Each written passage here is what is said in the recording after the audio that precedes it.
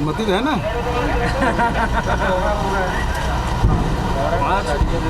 5 दिन आप बाहर रहेंगे? बाहर ही रहूँगा, छत्तीसगढ़ में रहूँगा और 5 दिन के सरगुजा संभाग के दौरे में। आज कोरिया है और कल बलरामपुर और उसके बाद अंबिकापुर, फिर सूरजपुर। 15 तारीख को शाम तक के यहाँ लौटना है। ये सभी वहाँ विकास कार्यों के शिलान्यास, भूमि पूजन, साथियों से मिलना और जो शासकीय कार्यक्रम चल रहे हैं उसका निरीक्षण, ये सब होगा। अधिकारियों के साथ बैठक भी होगी। तो ये माना जाए 5 दिन आप बाहर रहेंगे, तो जो निगम मंडल का इंतजार करें 5 दिन इंतजार करें।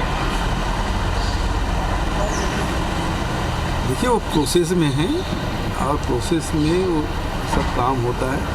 ऐसा नहीं है कि तुरंत कोई एक व्यक्ति की नियुक्ति का मामला नहीं है।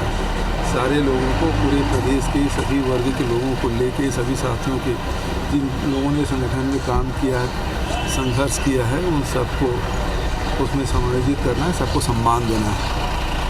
सर, जो किसानों के लिए 112 नंबर जारी किया गया है, 2 दिन में ही काफ़ी शिकायतें आ गई, 408, और ज़्यादातर किसानों की शिकायतें हैं कि रकबा कम हुआ है और धान में भी कम हो रही है। तो इन शिकायतों का निपटारा किस तरह से करेंगे? और अभी जैसे मॉनिटरिंग के लिए आपने पहले से ही निर्देश दिए हुए हैं, तो अब अगर इस तरह की शिकायत आती है तो इसका निपटारा कैसे होगा?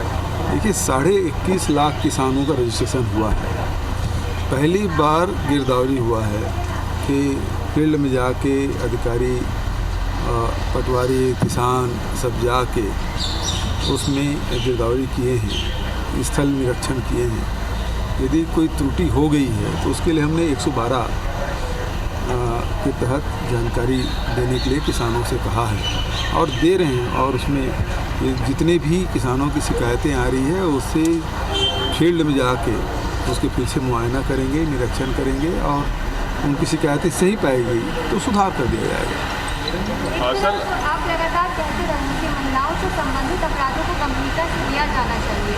वहीं राज्य महिला आयोग के अध्यक्ष के मुंह से बयान आया है कि महिलाएं फर्जी अपराध दर्ज ना कराएं, फर्जी अपराध दर्ज कराए जाते हैं। देखिए, यदि आयोग की किसी बात पे मैं टिप्पणी नहीं करूँगा, संवैधानिक पद है और उन्होंने यदि कुछ कहा है तो अपने अनुभव के आधार पे कहा होगा, आंकड़े के आधार पे कहा होगा, इसलिए मैं उसमें कोई टिप्पणी नहीं करूँगा। सर, कल राज्यपाल जी ने फिर से कहा है मंडी सदन वाले पर कि मैं परीक्षण करा रही हूँ और कहीं मुझे ऐसा तो नहीं है कि केंद्र और राज्य के कानून में कलेश ना हो, टकराव ना हो। तो सर क्या माना जाए, आप लोगों ने जो मंशा से लाया लेकिन अब तक वो मंशा पूरा नहीं हो पा रहा है, धान खरीदी में लगभग 10 दिन शुरू हो गए हैं। देखिए, जिस हिसाब से पूरे देश में आंदोलन चल रहा है और वहाँ उन किसानों के हितों की सुरक्षा नहीं हो पा रही है, हम अपने छत्तीसगढ़ में हमने अपने किसानों के हितों की सुरक्षा ही की है। उसके धान खरीदी की व्यवस्था हो रही है और जितने भी रजिस्ट्रेशन हुए हैं सबके धान हम खरीदेंगे। पेमेंट की भी व्यवस्था हो गई है, बारदाने की व्यवस्था हो गई है। तो छत्तीसगढ़ में जो व्यवस्था है वही व्यवस्था तो पूरे देश के किसान मांग रहे हैं। तो हमारे समर्थन मूल्य धान की खरीदी हो, अनाज की खरीदी हो, बिहार की जनता क्या कर रही है या उत्तर प्रदेश, पंजाब, हरियाणा की जनता क्या, किसान क्या कर रहे हैं? यही तो कह रहे हैं कि समर्थन मूल्य में खरीदने का वो लिखित आश्वासन दे और एक कानून जो है वो किसानों के हित में नहीं है, इसको वापस ले। ये 4 ही बात तो कह रहे हैं वो लोग। सर लेकिन टकराव की मतलब कुछ समस्याएं भी आ रही थी आप लोगों को? ये मंडी संशोधन अधिनियम लागू नहीं हो पाया जो आप लोगों ने पारित किया था, इससे कुछ समस्याएं भी आ रही थी आप लोगों को? हमने इसीलिए डिम मंडी की मतलब संविधान संशोधन लाया और हमने अपने जो संग्रहण केंद्र है उसको मंडी घोषित किया हुआ है। लेकिन टकराहट की जो बात है, हमें कोई टकराहट नहीं है, लेकिन राज्यपाल महोदय को छत्तीसगढ़ के किसानों के हित को ध्यान में रखते हुए फैसला लेना चाहिए। इतना भी, अब तो दूसरा सत्र आने वाला है।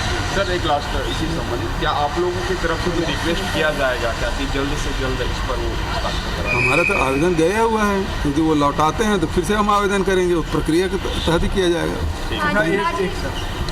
अभी आपने एक राष्ट्रीय चैनल को इंटरव्यू दिया जिसमें आपने कहा कि अगर आला कमान कहे तो मैं आज इस्तीफा। अरे मैं अभी दे दूंगा भाई, हाई कमान, अभी मैं आपसे बात कर रहा हूँ, हाई कमान का निर्देश आता है कि आप इस्तीफा दे देना, इस्तीफा दे दूंगा।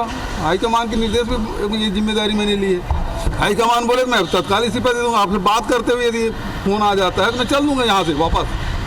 मुझे इस पद का मोह नहीं है, लेकिन जो जिम्मेदारी दी है उसका निर्वहन कर रहा हूँ। और कोई यदि इस प्रकार से गलतफहमी पैदा कर रहा है, चाहे कोई भी हो, तो उसको सचेत रहना चाहिए कि इस प्रकार से गलतफहमी पैदा करके तो देश का हित नहीं कर रहे हैं वो लोग।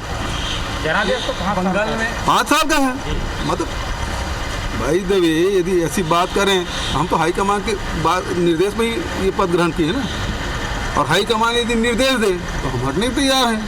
लेकिन इस बात को बतंगड़ बनाने का आवश्यकता क्या है? इसमें इस विकास होते हुए देखते हुए जिनको तकलीफ हो रही है वो लोग इस प्रकार की बातें कह रहे हैं। बंगाल वाला नहीं हम बड़ा बात बंगाल वाला पूछ रहे हैं क्या है? बंगाल में भारतीय जनता पार्टी ने ये कहा है कि उनके नेताओं पे हमला हुआ।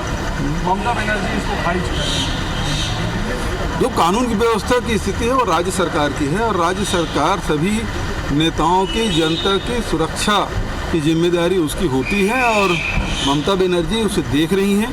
लेकिन कल मैं शिवराज सिंह के बयान में देख रहा था, वो कह रहे थे लोकतंत्र की हत्या। जो 25-25 विधायक खरीद लिए वो लोकतंत्र की बात करें, ये तो हास्यास्पद है। इसमें एक चीज़ है कि गाड़ी के अंदर पुलिस जो योजना करूँ यार, गजब बात करूँ। अब आया ही है यार।